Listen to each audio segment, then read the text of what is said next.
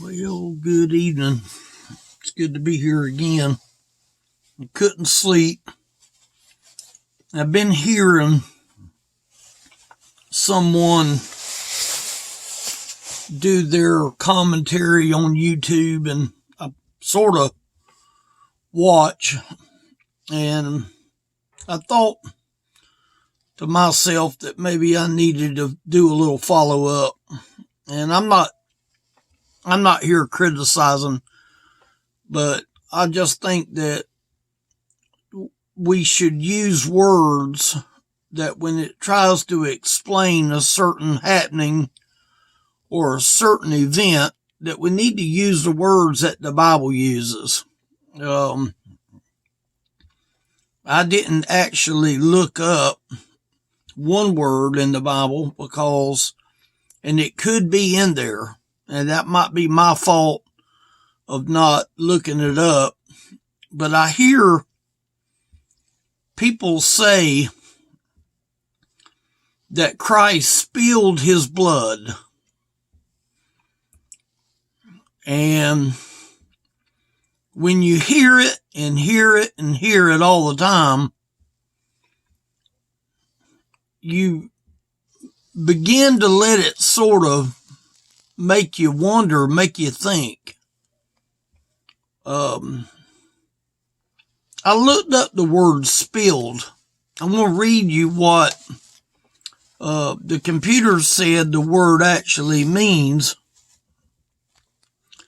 It says to cause or allow liquid to flow over the edge of its container, especially unintentionally. Let me read that again. To cause or allow liquid to flow over the edge of its container, especially unintentionally. Jesus came to earth intentionally. He came to earth to be the payment that would be made on Calvary's cross. Even though there was a time in the life of Jesus when he asked God to take this cup from me, even the Lord even said, but nevertheless, not my will, but your will be done. The man part of Jesus didn't want to die, but the godly part of Jesus wanted to please his Father. Everywhere I read, I've been reading a lot in John chapter 5, there in the last 25 verses of John chapter 5, and it talks a lot about Jesus doing the Father's will. Everything that he did was about the Father's will. So did he have a cause to cause or allow liquid to flow over the edge of its container, especially unintentionally? His blood didn't flow over the edge. It flowed down his body. It flowed to the point that it dripped out of his hands. It dripped out of his feet because that was the lower extremity. You know, them Roman soldiers was good at crucifixion. They knew how to crucify somebody. They knew exactly the pinpoint of where to drive the nail through the feet. Because if they would have hit the artery, the person would have died faster because their blood would have flowed out of their body and they would have succumbed right then. They knew exactly where it was to put the spike in order for the condemned to stay alive and to suffer pain longer. And they wanted this man Jesus to suffer pain. I think for probably 3 or 4 hours he suffered in pain. He was able to still communicate to the two thieves. He still had his mind, even though that his mind was going through tragedy. Think of the crown of thorns sticking him in the head. Think of the pain that he felt when the nails went into his 2 hands. Think of the pain that he must have felt with the spike going in his 2 feet. And he wasn't there at the time when the soldier stuck him in the side, because he had already given up the ghost when he was stuck into the side. And the Bible said that it released blood and water, meaning that it came out. But his body, I would imagine, was pretty much already fairly empty of what blood that would flow out of the legs, because let's face it, gravity carries it downward. When I stand on my legs a long time, my legs tend to swell.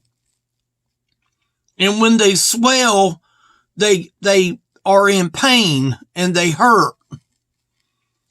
And no doubt Jesus was nailed to a cross, but he came with an intention. He intended to pay for every man's sin, whether a man was saved or whether they was not saved. He came to pay the sin debt for every human being on the face of the earth, past, present, and future. He paid it all, just like the song says. He paid it all. All to him I owe. Sin hath left the crimson stain. I believe it says, I believe I'm right. Be washed in white as snow. He had a cause to cause or allow liquid to flow over the edge of its container, especially unintentionally. Now, I realize they're talking about a spilled over container of fluid, water, tea, coffee. It can be anything that would be an unintentional spill. But then I went and looked at the word shed.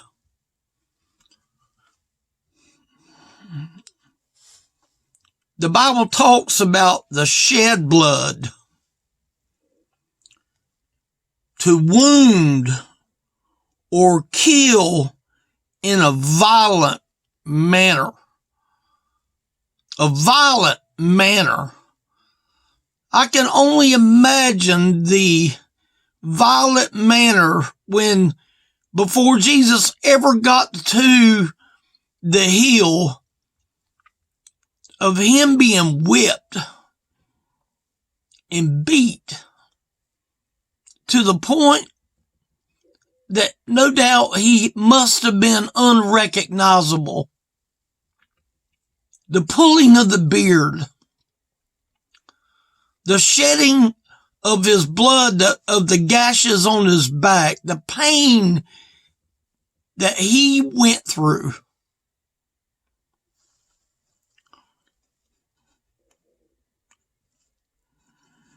To wound or kill in a violent manner, a great deal of blood. Was there any blood left in the veins of Jesus? It could have very well been. Maybe gravity didn't take out all of his blood, but he shed his every drop of blood. It only took one drop to hit the ground, in order for man to be saved.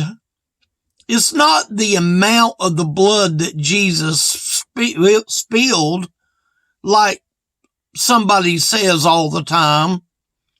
It was the blood that Jesus shed on the cross. To me, a spill is like knocking over something. That's a spill. I don't think Jesus spilled his blood. I think Jesus shed his blood. That's what I found in the scripture.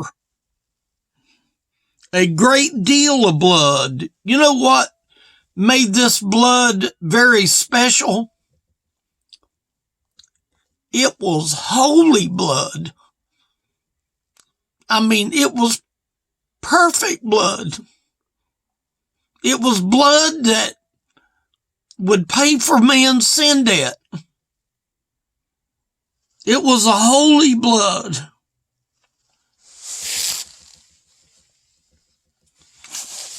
It was a God-given blood. It came from God. It came from God himself. It was God himself that went to that cross in the form of man to die a horrible death. So was the death, did he spill holy blood or did he shed holy blood? The Bible says he shed holy blood, a God-given blood. You know what else makes this blood special? It was a pure blood. Think of anything that you can take, that you can pour out of a container that is 100% pure. I don't know of anything that I can take out of a bottle would be totally 100% pure. I can't buy gasoline that's 100% pure. You can't buy a gallon of water at the store that is guaranteed to be 100% pure. You don't really know. You don't know what's in the plastic that holds the water in its container. See, we don't know. But it's a pure blood. It's a perfect blood. It's a holy blood. It came from a dumped out flow. A dumped out flow. That means there couldn't have been very much blood left in the extremities of Jesus, in his hands and in his legs and in his body. He shed his blood. A dumped out flow. You know, one thing I noticed as I was looking at these verses where I found this word shed, and I've got a few scriptures. I can't read them all, but I'm going to call them out so that you can go and look at the text of the scripture. We'll talk about one verse, but that word shed, S-H-E-D, is in a lot of words throughout the Bible by finishing up words. Like finished. I didn't even write down any of these words at all. I'd have been here all night writing these different words down. It told me how many times the word shed was used, but it was also in another word. It had nothing to do with shed, but I'm thinking to myself, all these words ended with S-H-E-D. And I'm thinking to myself, was that just coincidental? You know what? I don't think it was coincidental. I think that just about everything that Christ did was for the shed blood of Christ. All these words that you will find when you go on my app that I have and you go look up the word shed, and dial in the New Testament, it will give you a lot of words that the word S-H-E-D is at the end of a lot of these words. Is it just coincidental? No, I don't think so. I want to give you these verses, but we can't talk about them. But I'm just going to show you where I found some in the New Testament. Matthew 26:28, Mark 14, verse 24, Luke 11:50, and Luke 22:20. Acts 2:33.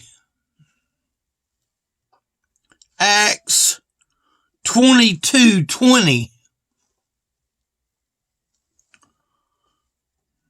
Romans 3, verse 15. And Romans 5:5. Now these are the places that I noticed the word shed is located in the word, in the actual word. Some places here, even Jesus said these words himself. It was his blood that was shed on the cross. I don't believe that if I had to look, is there any place in here where the Bible said that his blood was spilled? I should have looked it up. Maybe I should have done that before I made this message, but I know the word shed is in the Bible because I just give you the verses. But there is a verse in Hebrews chapter 9 and verse 22 I want to read to you. And almost all things are by the law purged with blood. See, back in the old days, blood was used from the goats and the animals, and the throat had to be slit to empty the blood out of that poor animal to shed his blood for the sacrifice. It says here, and almost all things are by the law purged with blood, and without shedding of blood is no remission. Think if Jesus said no, that he wasn't going to the cross, that he wasn't going to shed his blood. But it says right here, and without shedding of blood is no remission, meaning there's no payment. There's one other place that mentions the word shed, and it's found in Revelation 16 in verse 6. But this verse here says, and without shedding of blood is no remission, meaning there's no payment. So let me cut to the chase and tell you why I even did this message. Because we reverently need to see what Jesus shed on Calvary for you and I. He shed his blood. Did he spill his blood? I guess if you wanted to say that, you could. But he shed his blood. The blood that went down his fingers, that fell on the ground. The blood that fell out of his feet. The blood that was released on his back. The blood that fell from the crown of thorns was all released from his body to pay the sin debt of every human being born on this earth today.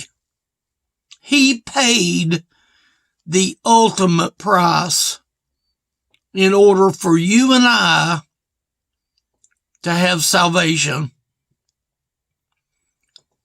Have you took him up on the offer of that shed blood? Is it important to you to realize of just the price that he paid so that you would have eternal life? It was because of his shed blood. I hope that you have taken him up on the offer of salvation. He paid a tremendous price. A tremendous price.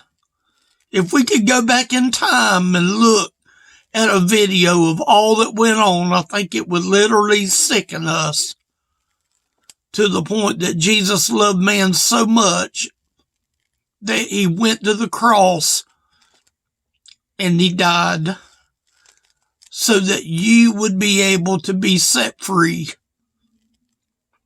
He's coming one day. I don't know when, but he's coming back. And he's coming for the ones that recognizes and believes that Jesus died and shed his perfect blood in order for man to go to heaven. And he takes you to heaven because of that perfect blood. Elderly Ministry is the website here. There's a phone number on that website that you can call.